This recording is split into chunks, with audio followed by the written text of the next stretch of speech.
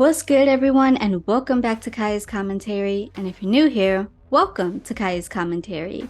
This is a podcast that offers commentary on pop culture topics, real world issues, anything in between, and maybe even some advice every now and then. Before we get down to it, you can follow me on Instagram, Twitter, and TikTok at Kaya R. Pennington, and you can follow Kai's Commentary on Instagram, Twitter, and TikTok at Kai's Commentary. Also, be sure to hit the follow/subscribe button, and for my YouTube viewers, click the notification bell so you get notified when new videos drop. Now let's kick it into our first segment, online conversations, where I give my commentary on an online conversation I've seen. Today's topic, what does being nice get you? So every few months, like clockwork, every few months, this conversation is brought back up that being nice doesn't get you anywhere, so why be nice?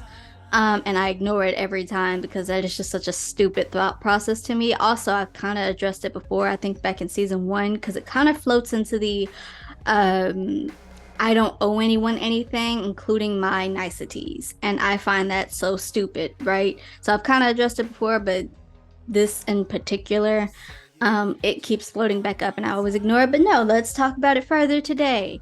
Why the thought process to me of what does being nice get you? Nowhere, so I'm not gonna be nice is stupid to me.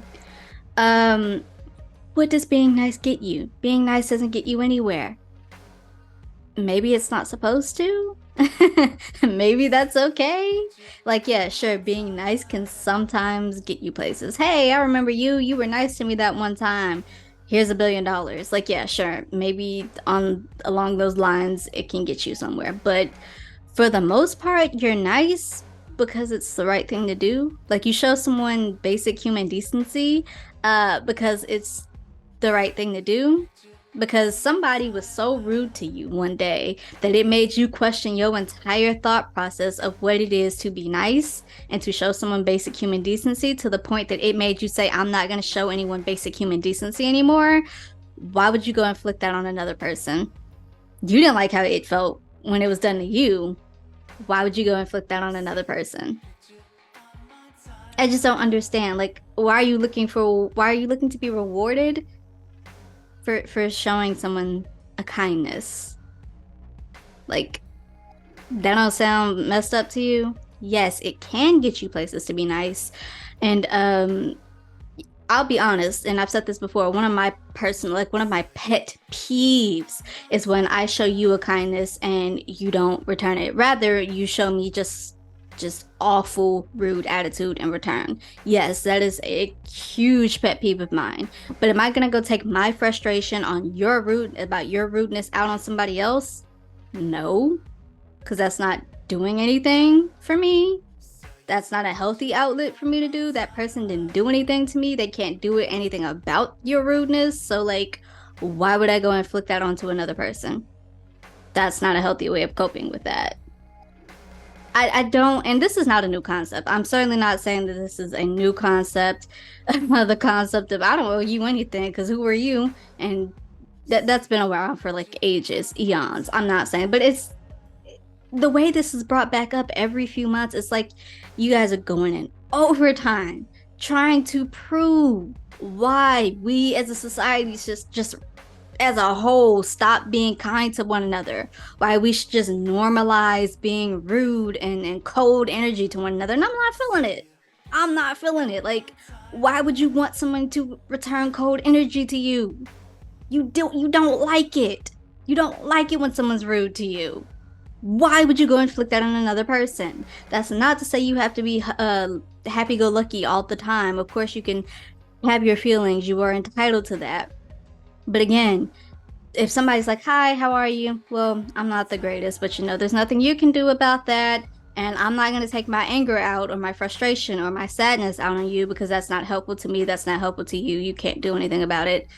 And obviously, you don't have to say it like that, but just be like, yeah, it's one of those days. I'm just surviving, And then just keep it pushing. Why are y'all fighting so hard for this? I don't owe anyone anything, including my niceness. What does being kind get you?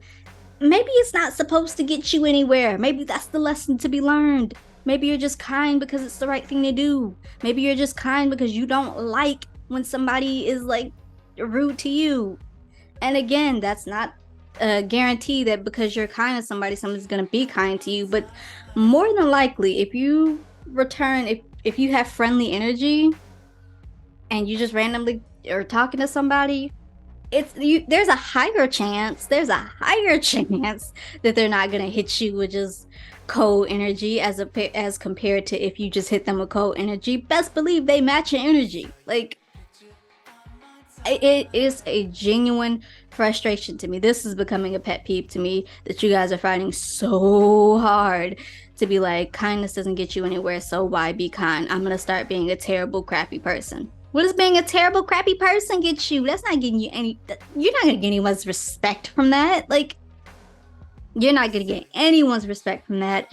People are not gonna want to associate with you. And again, that's not to say, oh, if you're being nice, people suck, and sometimes they're just gonna like have cold energy. But if you are somebody who does not appreciate that cold energy because you were just having a good day, you walk up, hi, hello. Okay, well, because you were rude to me, I'm gonna go be rude to this next person. Make that make sense. Make that make sense. It frustrates me. It frustrates me that people think that being kind, you're supposed to get rewarded for being kind. Not necessarily. You do it because you know how it feels for crappy people to crap on you, and it's a crappy feeling. And you shouldn't go and inflict that onto somebody else because you know how that feels. Being kind might not get you anywhere, and that's okay. At the end of the day, you can say your conscience is clear. I was a good person. I had a pleasant attitude. I did what I was supposed to do. Be that way. And of course, somebody out there is going to say, well, I was a crappy person and I still have a clean conscience. If you have such a clean conscience as a crappy person, don't sit here and try to defend yourself to somebody on the internet while you have a clean conscience as a crappy person. Okay? We'll keep it nice and short, but the concept of being kind to somebody, you're not owed anything. You do it because it's the right thing to do, because it's a pleasant thing to do. You don't want to be crapped on. You know how it feels. Everybody at least once has known how it feels to be crapped on and how that's made them feel. Why would you go return that energy to another person who's done nothing to you and make them like, it's just a cycle. It's just a cycle because they don't owe you, because you don't owe them your kindness. They don't owe you their kindness. They don't owe the next person their kindness. We all walking around miserable. Who wants to walk around miserable? It's a stupid argument. Stop bringing it up. Being kind is not going to get you somewhere most times, and that's okay. You can say, I had a pleasant attitude. I'm not just suffering in negativity because somebody crapped on me. Like, because I'm returning energy because somebody crapped on me. Like, no. Be kind because you want to be kind. Be kind because it's the right thing to do. With that, let's kick it into our next segment, What You Reading, where I give my commentary on a book I've read. Today's book... Now, before I get into it, this is one of two guilty pleasures. I know I come on here and I crap on a lot of people about what they read. This is like one of the two times that you can crap on me, okay? Today's book is Beautiful Disaster by Jamie McGuire. Now, a movie came out about this recently, which kind of brought the book back into focus, and you just realize how horribly toxic the book is. Again, this is one of the two times that you guys can actually just like crap on a book that I've read and actually enjoyed, because I actually kind of like the book. It's kind of like a guilty pleasure. So this and Walking Disaster, this whole like trilogy that she has with the Beautiful Disaster, Kane and Caitlin from the Blood Shadows series by Lindsay J. Pryor, and maybe Elements of Attraction by Penny Reed, but that's not really on the same level. It's not like toxic. It's just like kind of overbearing in the, oh, I like you, even though, because we've been partners, lab partners this entire semester, and I've noticed a lot about you, but I've yet to say a single word to you. So like maybe 1 out of 2.5 times that you guys can come on here and judge me for a book that I've read and actually enjoyed. But let's get into it. Let's get into it. The new Abby Abernathy is a good girl. I know, y'all. I know. Just I've judged that before, and I'm still judging it, and I'm judging it now. Stick with me. She doesn't drink or swear and has the appropriate number of cardigans in her wardrobe. Let's keep it pushing. With the darkness of her past behind her, she believes her freshman year at college is the start of a new beginning. But then she meets Travis Maddox. Lean, cut, and covered in tattoos, Eastern University's walking one-night stand is exactly what Abby needs to avoid. Intrigued by her resistance to his appeal, Travis tricks her with a simple bet. If he loses, he must remain abstinent for a month. If Abby loses, she must live in his apartment for the same amount of time. Either way, Travis has no idea that he has met his match in this beautifully sexy, beautifully intense, and beautifully perfect novel.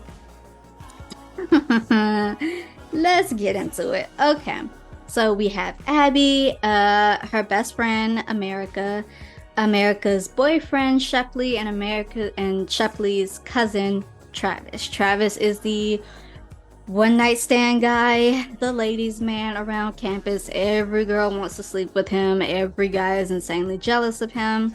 And every now and then, this question on like Twitter will pop up. When is it just? How long can you go before like being the ladies' man gets old? Meaning like how long is too long for a male character to still be in the playboy stage? Honestly, I'm fine with it in college stories, and I'm actually kind of fine with it like post college and they're like quote unquote real world jobs. I'm fine with it because if you do it in a certain way, rather. If you do it in a way that's like, yeah, I'm attractive and I know I'm attractive and I can get women if I want type thing without being overtly arrogant, right? Because it's like, he's attractive, she's attractive, they know they can pull anybody they want to, whenever they want to, however they want to, right? It's if you do it in such a way that's not arrogant, but it's very clear, I'm attractive and I can pull people if I want, when I want, how I want.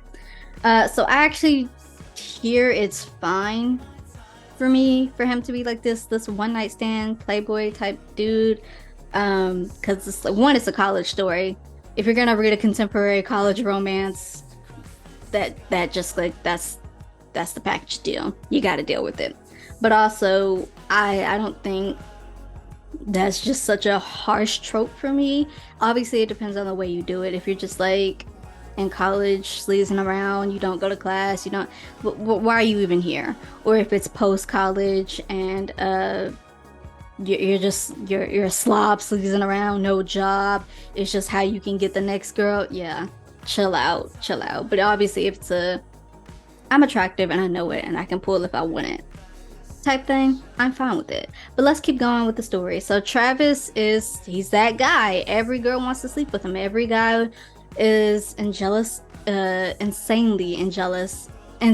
jealous. I am just mixing those words. Insanely jealous of the women he pulls. One of those guys is Parker Hayes, and they're in the same fraternity, but Parker is very much like I'm a good guy type guy. And when he approaches Abby, he kind of approaches her simply because she's talking to Travis, and it's like a weird thing for Parker to like kind of go after the women that Travis has already had or is attempting to get. But he uses this I'm a good guy. One time Travis slept with this girl, and then he's just like, hey, we had our night, bye. And so she was like running out crying, and I took her home because I'm a good guy, right? I made sure she got home safe. And it's like, the way that would just rub me the wrong way, but Abby falls for it anyway. So Abby meets Travis at a under I want to say undercover, underground boxing ring. This is how Travis pays his bills. He's a very good I don't want to say MMA, but like he's a very good boxer. And so he fights for a living, and that's how he pays his way through college. He gets a lot of money from it. So as he's like winning his fight, they get really close to the ring and he knocks out his opponent. His blood splatters across Abby and her cardigan. And so Travis sees her. He's like, oh, I've never seen you before, but I see you rolling with America and Shepley. So instant intrigue. And he's like, yeah, sorry about the sweater. I ruined a lot of sweaters. Innuendo type thing. And so she's not impressed, right? She's like, obviously this guy is full of himself. He's covered in tattoos. He's lean. He know he attractive. He know he can get it from any type of woman he wants. Not me. It's not gonna be me. Travis, intrigued, sees her in class later in the week, and he's like, oh, hey, hello, hi, how are you? And she's like, I'm not interested in you. I am trying to be a good girl here. She doesn't say that, but she's like, I'm trying to be a good girl here, and anything that's dark and intimidating and intriguing, I'm not gonna do it. And so Travis is like, it's so interesting that you don't immediately fall over yourself for me. We have to go on a date. And Abby's like, what part of I don't want you don't you get? He's like, one date. No, I don't know. So she does eventually agree to go out with him if it will. She's like, okay, if I agree to this, will you leave me alone for the rest of the day? Of course. So she shows up later at his and Shepley's apartments, and she has removed her makeup. She's tied her hair up in a ratty ponytail because obviously if she shows that she's not like other girls and she's disgusting without makeup, he won't want her. That has the opposite effect for Travis. He's like, yo, that might have worked, but it's like your face is so much clearer. You were pretty with the makeup, but obviously you're glowing now. So it's like that didn't work. So let me take you to a pizza spot and we'll get to know one another. So they kind of get to know one another, and Travis is just, it's still very much, I'm very intrigued as to why you did not fall over yourself for me. But also, you actually kind of like a decent person, and maybe I should like really get to know you because I kind of want to know you a little more. So let's fast forward a few weeks. They're like actually having this friendship now. He helps her study occasionally. She does Jones him about like how many women he sleeps with and like being a ladies' man, which as long as he's being safe about it. And the thing about Travis is this is why it's part of an appeal for most women around campus, because they think they're going to be the one to tame the untamable, right? So he'll sleep with you, it's all consensual, and then it's like, yeah, I kind of don't want your number, or yeah, we had our fun, you're still here? And I actually kind of respect that. Look, not respect, but like, if it's consensual, maybe some more communication needs to be done. Obviously, it's like, hey, I'm not gonna take your number after this, okay? So if we do this deed, you hop up and leave right afterwards, okay? So yeah, maybe more communication could happen, certainly, but if it's all consensual and then you just randomly hand him your number at the end of it all, it's like, that's also on you. Why he has never taken a number before, why would you think he was gonna take your number? Why would you go walk into this not knowing what it is? Like, you knew what it was. You just thought you thought your yaya was gonna be the one to tame him, and that's not the case here. So that's kind of why Abby is like, you kind of suck, because like, why are you sleeping around with people if you're not gonna take their number, if you're not gonna call them? Why are they sleeping around with me? They know what the deal is, like, which is true. They know what the deal is. They know he's never taken a number. They know he has never yet had a girlfriend. Like, I'm not gonna say I respect it, but like, because obviously more communication needs to happen, but like,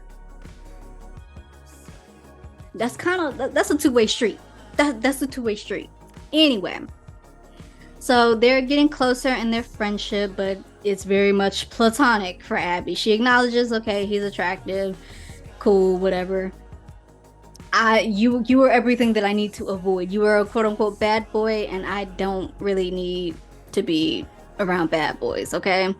So this is also around the time that Parker Hayes starts sniffing around Abby, and again, it's like, yo. And when he even like meets Abby for the first time, he walks up to Travis. He's like, "Yo, got any drunk girls you want me to take home?" Because again, it was a consensual thing. She got drunk later in the night after he kind of like dismissed her. And then she's like crying to her friend, and Parker took her home. I'm not saying Travis is a good guy here, but like Parker bringing that up and being like, "Oh, I'm such a white savior," not white savior, shining white knight savior. Um, that's weird too. That's weird too. But because he wears polo, he got good dental, he looked very rich. Abby is like, "Oh, he must be," and he's a self-proclaimed good guy. Abby's like, "Oh, he must be a good guy. So if I were gonna date anybody, that's where I need to go, because he's light, you're darkness." Like, sis, you stupid either way. Anyway, they're getting all closer. Travis is getting more invested in his feelings. It's kind of becoming, he still very much wants to sleep with her, but it's kind of like, I want to, but like I'm also starting to acknowledge that you might be too good for me, and I don't want to stain you. So now we're getting into the oh, you're just so good, you're too good for me. And yes, anytime someone says that to you, run. Believe them. When they show you who they are, believe them, or run. If somebody's constantly telling you, "Hey, you're too good for me, I'm waiting for you to leave me because I'm not good enough for you," run. You know what? You're right. You're right. We probably don't need to be here, so let's end it out right now. So Travis is getting more invested in his feelings. We flash forward to the bet. So America and Abby ended up staying with Shepley and Travis for a few days because the showers in their dorm, the hot water in their dorm got blown out. So they went to stay with them because Shepley is America's boyfriend, so of course. And Abby just tagged along. She didn't want to because she didn't want to be anywhere near Travis, but she just tagged along. So when the boilers get fixed and they have to move back, Travis throws kind of like a hissy fit and is like, his poor communication skills, he literally says that. So again, I'm not saying Travis is a good guy. Like, he's very much has a lot of work to do. Very much. So they're back at the underground fighting ring. He has a fight tonight, and he's like, "Hey, I'm sorry about my attitude earlier. I didn't want you to leave. I kind of like your presence around the apartment. I should have handled that better." She's like, "Okay, yeah, you should have, but all right, fine, whatever." He's like, "Okay, so how about this? Let's make a bet. If this guy," because he talks about how he just lets people hit him, and she's like, "You don't let people hit you." He's like, "Yeah, I see their fist coming and I move." And she's like, "Bullcrap." He's like, "Okay, well, if this guy manages to hit me, I will go without sex for a month. And if he doesn't manage to hit me, you have to stay with me in my apartment for another month." And she's like, "Why would you want that?" He's like, "I like your presence around." So they fight. He wins. And he's like, "Ha ha ha. Now you have to stay with me for another month." It's less creepy, but he's like, "Ha, you have to stay with me for another month." So they get some more clothes from her apartment, her dorm, and then they bring it back. And then we get to the apartment, and Shepley is kind of like annoyed with how close Travis and Abby are getting. In the past, when Shepley has had girlfriends, they always kind of start throwing themselves at Travis, and Travis is like, "Yo, that's my cousin. Get the hell out of here," right? He's never crossed that line. But Shepley is like, "Yo, I don't want you to mess with my girlfriend's friend and then get her mad at you, and then my girlfriend dumps me because I really like my girlfriend." So he's like, "I don't think you guys should date." And Abby's like, "We're not dating, we're just friends. He sleeps around with a lot of girls. Why would I want to date him?" And Travis overhears this, and he gets his feelings hurt, even though she just spouted nothing but the truth. He gets his feelings hurt, and he very much goes on. He goes to the bar, he goes drinking, he brings home 2 girls, and she's like, "You prove my point. You proved my point. Literally the day after you were sitting here talking to me about how you wanted me to stay because you like my presence, and you proved my point. I'm leaving." She tries to leave. Well, America tries to get her to leave because America's like, I know you was feeling her and you got mad because of what she said and you handled it in a crappy way because you had piss poor communication skills. She's leaving. But Abby is like, Travis sleeps around. That's who he is. That's literally what I said. I'm not leaving. We're just friends. Everybody chill out. You're blowing it out of proportion. That further hurts Travis' feelings because he's like, you don't care at all? I want you to care. I want you to be mad at me. It's so much drama, y'all. I'm sorry, but I was eating it up. And so, Travis works to get back into Abby's good graces. Abby is very adamant, saying, I don't care. Matter of fact, I'm going to go not home with Parker, but he's going to take me home. And Travis is like, I don't like that guy. I don't trust that guy. He's a weirdo because he sits here and plays the knight in shining armor. How do you not see this? And honestly, how do you not see it, Abby? Like, be so for real. Like, this guy just randomly always continuously jumps up in your face talking about, oh yeah, Travis this, Travis that, but I'm a good guy. I'm a good guy. Like, sis. Anyway, so Abby and Parker start getting close and they start dating for a little while. And Travis has to work ever so hard not to sabotage that because he's like, I'm trying to get back in Abby's good graces. What makes her happy makes me happy, even if it's this knight in shining armor douche. So they date for a little while. Abby and Parker do, but Abby is very much. We've gotten to the point where she is finally acknowledging her feelings for Travis. Travis goes out of his way to like. He doesn't go out of his way, but he does nice things. He gets her a puppy because she's from Kansas, so he gets her a Toto replica. He throws her a surprise birthday party. Parker ends up ruining that surprise, so another notch on you suck, Parker. And so they have to scramble to move her birthday party. He throws her birthday party. They have all fun. And then they go to sleep for the night, right? They get drunk and pass out. The thing about Abby living with Travis is that she sleeps in his bed because when he engages in pleasures, he always does it on the couch. He never takes a girl into his bedroom, and so she's like, I'm not sleeping on that couch. I'm gonna sleep in that recliner, and just hope you've never had anyone in that recliner. He's like, no, I've never had anyone in the recliner, but you're not sleeping on the couch or the recliner. You're sleeping in my bed because there's never been anyone in there. That's cleanest, safest spot for you to sleep. So Parker ends up coming in one day where he sees Abby just passed out on Travis's bed, and Travis kind of makes it worse by insinuating that they're together. And so later that day, Abby finds out why people around campus are talking about her.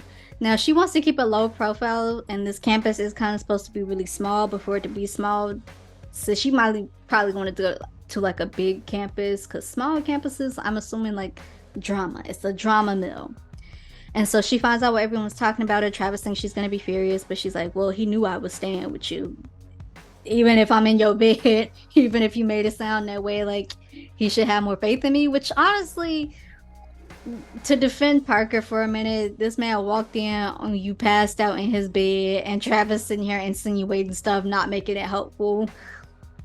Maybe if you cared a tiny teensy bit about that relationship at all, you would understand why he would reasonably be upset.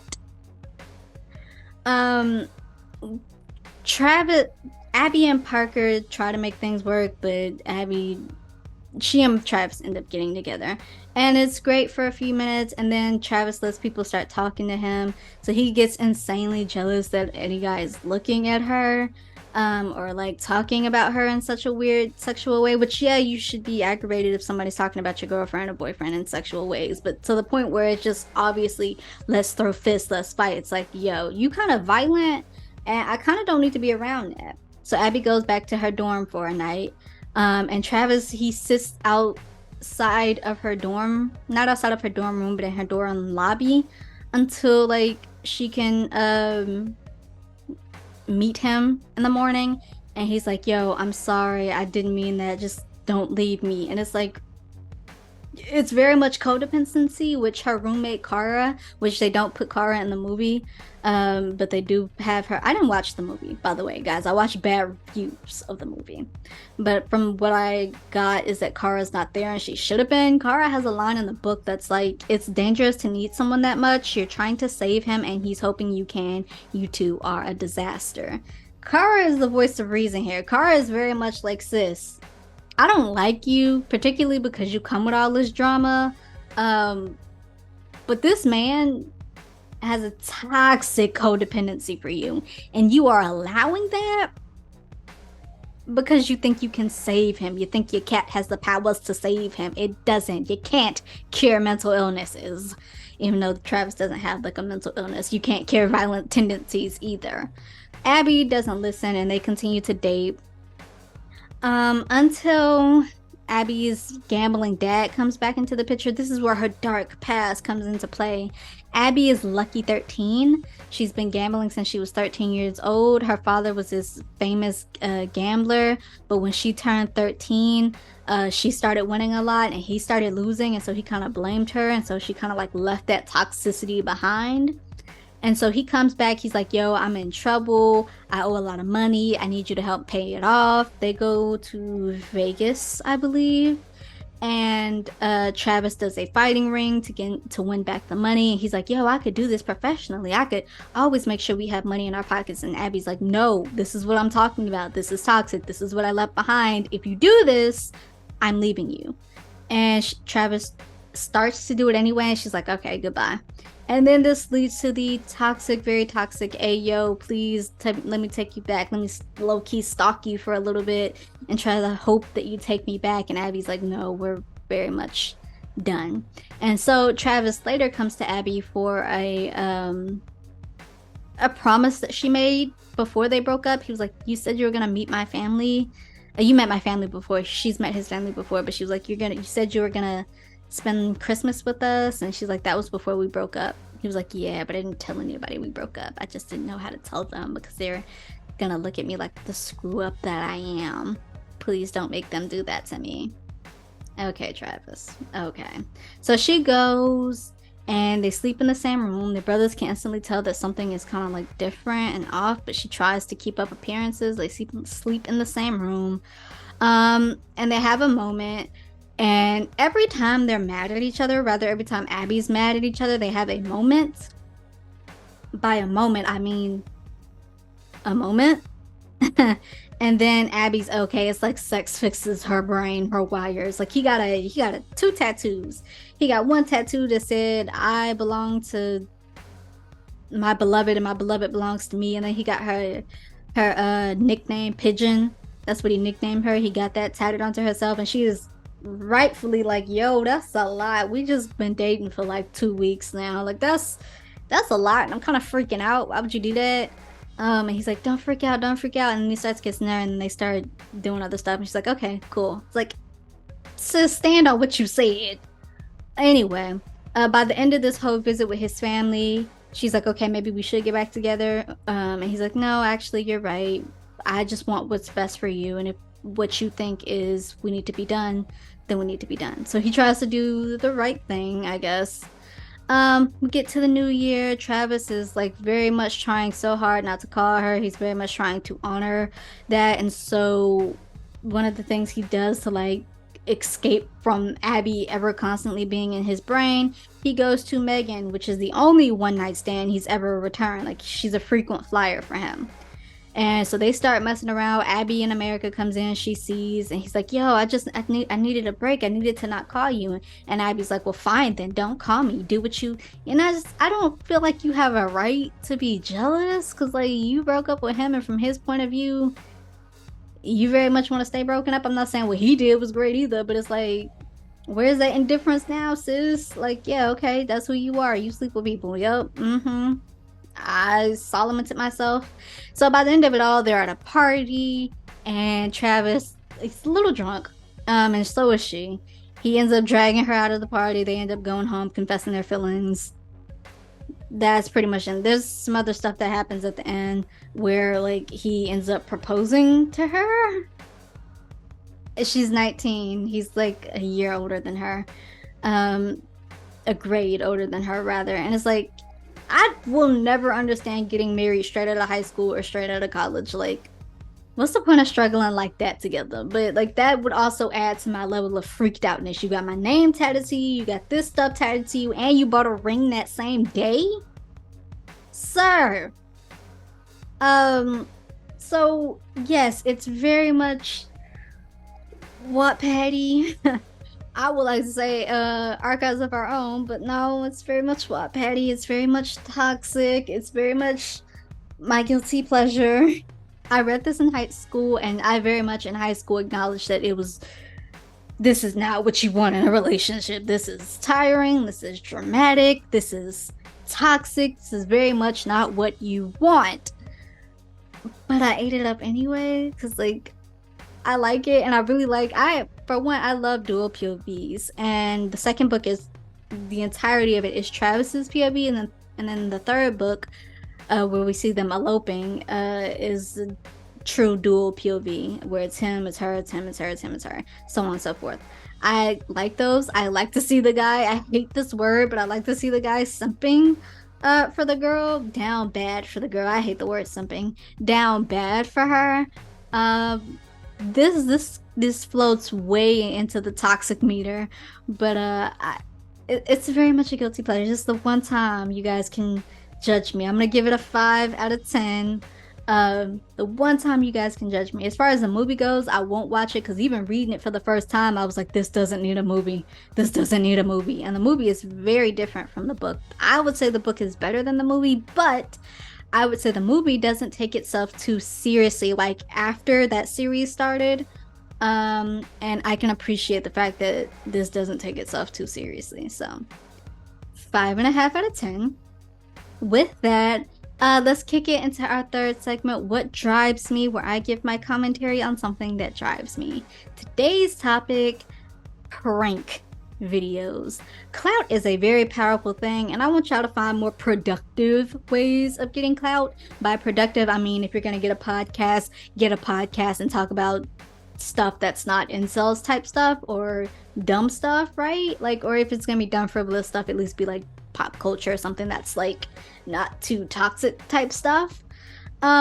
I've seen one too many videos. One, there's this video, and it's an old video, but it's popping back up, of these two white Southern guys walking up to this black man and trying to reach something. He's like, hey boy, can you get that for me? One, that's not a prank. Y'all were being y'all true, authentically racist selves. I don't know why you would walk up to a black man and start spouting microaggressions and racism. They label it as a prank. It's very much not a prank. That's very much y'all being y'all authentically racist selves. I've seen this one person agitating. You just randomly walk up to people and start agitating them, and it's like, yo, you need to move. Yo, you need to just being real rude and stuff. And then when they start squaring up the fight, it's like, yo, chill out, chill out, chill out. Like, no, get your shit rocked. Like, I don't wish bad on anybody, but a lot of y'all need to find out why you don't need to be screwing around. I will see people, especially like customer service people, have people rolling up to like the windows of drive-thrus talking crazy or ordering stupid stuff. It's like, yo, now, yes, niceties, but also at the same time, it's reasonable that these people are tired, and if you're just gonna play stupid games, you're gonna win some stupid prizes. I don't see the joy, the funny, and saying, oh, let's go up and prank a total stranger and almost like clout is a very powerful thing. And yeah, clout can sometimes get you internet fame and finances, but oftentimes it doesn't. Oftentimes it gets you 6 feet under, and that doesn't help with your finances at all, because now somebody got to figure out how to pay those bills. Like, find a more productive way, as opposed to just walking up to strangers and antagonizing them, or service people, or any, like, that stuff's not funny to me. I don't see how y'all find it funny to be like, hey, look, that's so juvenile. That is so juvenile. Like, hey, let's go up here and just prank and sit here and talk all types of crazy out the side of our neck to this person. Let's sit here and antagonize them. That's not funny. That's not funny. Middle school, elementary school mentality, like, grow the freak up. Grow up. Clout is a very powerful thing. Go find something more meaningful, useful, less life-threatening. Because a lot of y'all, I don't wish bad on people, but a lot of y'all need to find out why you need to stop screwing around. Like, it's not funny. You're not funny. You're not entertaining. to sit here and walk up to people and quote unquote prank them with the most stupidest juvenile crap and expect not to get squared up to, and then expect them to stop when you be like, hey, yo, chill out, chill out, chill out. No, get your rocks. Because you repeatedly need to learn until you finally figure out, maybe I need to do something that's like, because now I have to sit here and laugh at myself getting an ass whooping on the internet. Like, that's not gonna go away. That's gonna be there forever. And so now I have to sit here and laugh it off. Oh, I got my ass whooped because I was doing. No, yeah, don't laugh about it. Be ashamed about it. We need to bring shame back. Yeah. On the social media, because a lot of y'all be putting stuff out here that need to remain in a journal. A lot of y'all be putting stuff out here that's not funny. That's just weird. Y'all, these quote unquote pranks are not pranks. They're stupid juvenile tactics to get attention, and one day that could be life ending. Find something more productive to do than just harassing people. With that, let's kick into our last segment, college advice from a college graduate, where I, as a college graduate, offer a hopefully helpful tad bit of college advice. So this just helped me. This is just something that helped me, and I hope it helps someone else out there. But college is experimental. It's subjective. What works for you works for you. If you have to experiment, by all means do. This is just something that worked for me. Today's topic, where to find your college books. More than likely, the college library, not the college library, the college bookstore is going to have your books. But if you can find them online, as far as like audio or ebook or just buying online, more than likely go there, because more than likely it's going to be cheaper there than it is at the bookstore. That's not to say that every college bookstore is insanely expensive. You can find some cheap books there at the bookstore, but for the most part, for me, it has been very helpful to go online and find books and order my books there, as opposed to the bookstore, which can sell these books insanely high or even rent them insanely high because they know that you need them. So I would say either rent from bookstores or go find your books online, ebook, audiobook, actual buy online, as opposed to the bookstore, because that's going to be a little bit more expensive most times. And when you get ready to sell those books, if you're returning it because you rented it, definitely return it. But if you're getting ready to sell those books, yeah, you can sell them back to the bookstore, but they're just going to sell it for a higher price. So I would say definitely go sell it back online for a reasonable price, and you get to keep the money, as compared to selling it to the bookstore, who's going to sell it for a higher price and you don't get any type of return. You might get a little return, but I would say, when you go to get your books, either rent from the bookstore or go find your books online somewhere else, as compared to actually buying them from your college bookstore, because more times than likely it's going to be expensive in most cases, but certainly not every case. So experiment, shop around, look for the best deals for you.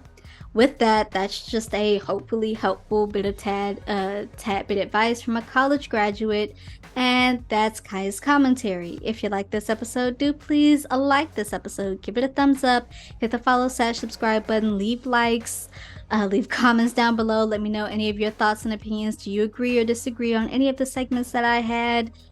Be respectful, but certainly let me know in the comments down below. Thanks for listening. Thanks for watching. See you next week.